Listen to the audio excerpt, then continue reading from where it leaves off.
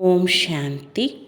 என்று அறிவோமா ஆன்மீகம் பகுதியில் மனதிற்கான ஆரோக்கியமான உணர்ச்சி உணவு என்கிற தலைப்பின் முதல் பாகத்தை பார்க்கலாம்.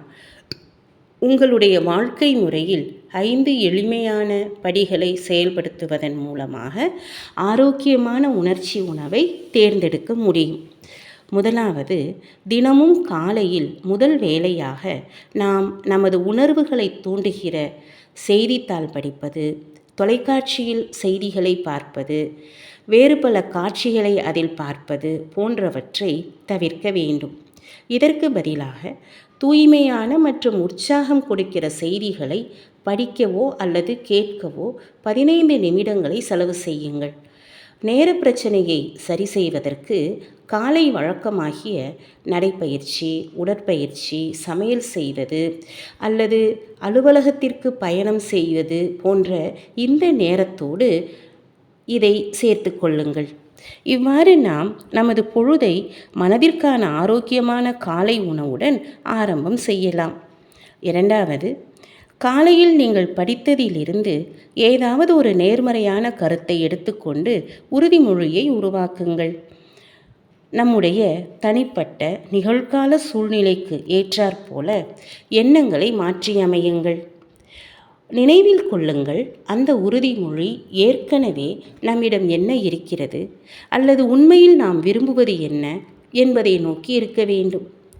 ஒவ்வொரு 1 மணி நேரத்திற்கு பிறகும் அனைத்து காரியங்களையும் நிறுத்திவிட்டு அந்த உறுதிமொழிகளை எண்ணங்கள் மூலம் காட்சியாக பார்ப்பதோடு சேர்த்து மீண்டும் மீண்டும் செய்ய வேண்டும். மூன்றாவது, எதிர்மறை செய்திகளை வாட்ஸ்அப்பிலிருந்து, முகநூலிலிருந்து அல்லது வேறு ஏதாவது சமூக ஊடகத்திலிருந்து படிக்காமலேயே நீக்கிவிடுங்கள். யாரை பற்றிய விமர்சன கருத்துகளையும், ஒருவரை தவறாக காட்டும் நகைச்சுவையையும், ஒரு நபரை மட்டும் சார்ந்த செய்தி, மதம், இடம், அரசியல் கண்ணோட்டங்கள் போன்றவற்றையும் படிக்க வேண்டாம். ஒரு முறை அந்த செய்தியை நாம் படித்துவிட்டோம் என்றால் அதை நாம் உட்கொண்டு விட்டோம் என்று அர்த்தம்.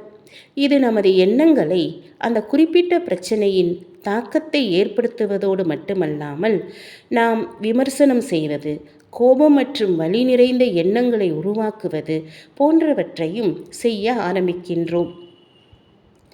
நாம் படிப்பது, பார்ப்பது, மேலும் கேட்பது தான் நாம் ஆவோம்.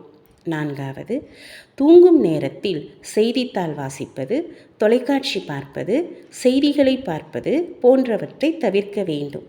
இதற்கு பதிலாக தூங்குவதற்கு முன்பு நேர்மறையான தகவல்களை சிந்தனை செய்வதற்காக 10 நிமிடங்கள் அமைதியாக அமருங்கள். இது உங்களுடைய நாளை நன்றாக முடித்து அமைதிப்படுத்துகின்றது. அதனால் நாம் நல்ல உறக்கத்தை அனுபவம் செய்கின்றோம். இது நம்முடைய அந்த நாளின் இறுதியான எண்ணம் எந்த ஒரு எதிர்மறையை சுற்றியும் சிதறவில்லை தானே என்பதை உறுதிப்படுத்துகிறது. ஐந்தாவது, எப்போதும் நேர்மறையான செய்திகள் அல்லது புத்தகங்கள் அல்லது தொலைபேசியில் சொற்பொழிவுகள் முதலியவற்றை தன்னுடன் எடுத்துச் செல்லுங்கள். சங்கடமாகவோ அல்லது தன்னை தாழ்வாகவோ உணரும் எந்த ஒரு நேரமாக இருந்தாலும் உடனடியாக அதை படிக்க வேண்டும் அல்லது கேட்க வேண்டும்.